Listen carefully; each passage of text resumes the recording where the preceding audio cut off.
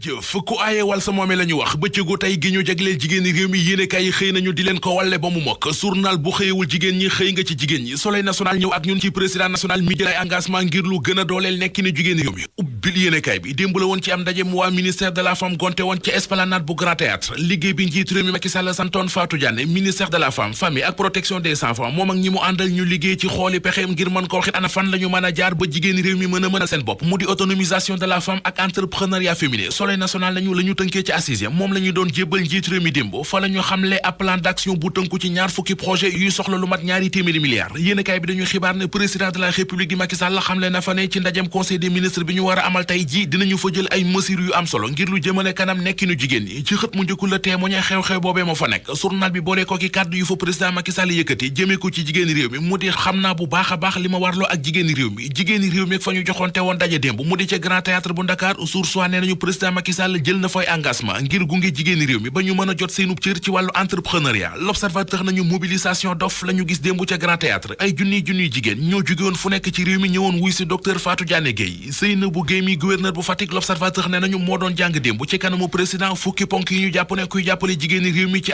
entrepreneuriat ak ci autonomisation de la femme fa ngay jaar ñu jaare fa gën a xuus ci l'observateur mi xëy ab gëstu bu yaatu bu mu def ci bëccëgu tey gi tuddee ko spécial 8 mars daje na ca gëstu ba ak soxna Aïda Ndiong waxtaan ak moom dem na seeti jigéen ñi liggéey ci train express régional bi gise na ak soxna Zahra Iyane Thiam mi jiite ASEPEX l'observateur dem na seeti jigéen ñi dëkk ci dëkk bii di bopp coor ga ca Ndar waxtaan ak ñoom ci seenub coono mu di ñàkkum ndox ñàkkum courant ñàkk barab bu ñu mën a faju ak marché bu baax ci dëkk ba dëkk beneen mu di fii ci Ndakaaru jigéen ñi fi yeewoo tey yeewoo ci mbedd mi ndax ñàkk fu ñu fanaan lépp ngi ci l'observateur ginnaaw l'observateur yéenekaay yeneen yu xëy jagle seen xët yu njëkk bëccëgu tey gi ñu jagle jigéen ñi mooy L'As yéenekaay Bës Bi Le Jour Sud Quotidien Le Quotidien La Tribune Li Quotidien ak journal Vox Populi soxna yi ñuy roy ci réew mi di leen bàkk ak kañ ndax seen woy wu rafet wu ñu am ci réew mi ci ñoom la journal La Tribune xëy Vox Populi moom xëy tànn ñeenti jigéen di ay mère de famille yu bokkul lu ñuy liggéey bokk ci ñoom soxna si di madame Adama Seck di kuy gérer ay toilettes publiques madame Lo Awa Koné directrice artistique Ndéla Amar di jigéen juy mbindaanu ak Ndioro Ndiaye di professeur EPS ñoom ñeenti mère de famille yépp ñi ngi wax ci Vox Populi métier ma ñu nekk la leen ci dugal ak la ñu cay daj Le Quotidien dañuy wax ne lu jëm ci xeex ak yelleefu jigéen ñi ñoo nga ca waaye des na ay jéego yu bare bu doonub yéegle yéenekaay bi gis na ne la ca des dafa kawe lool ci kaw loolu nañu xus dugg ci politique bi Boubacar Camara ak i kàddoom ñoo nekk ci xët mu njëkk journal L'Info moom Boubacar Camara mi ngi xam ne ci yéenekaay bi ne droit nit ñi ak liberté nit ñi ni ñu yàqoo ci nguurug Macky Sall musuta am ci Sénégal ak li ñu fi nemmeeku ci politique bi mi ngi ci enquête yéenekaay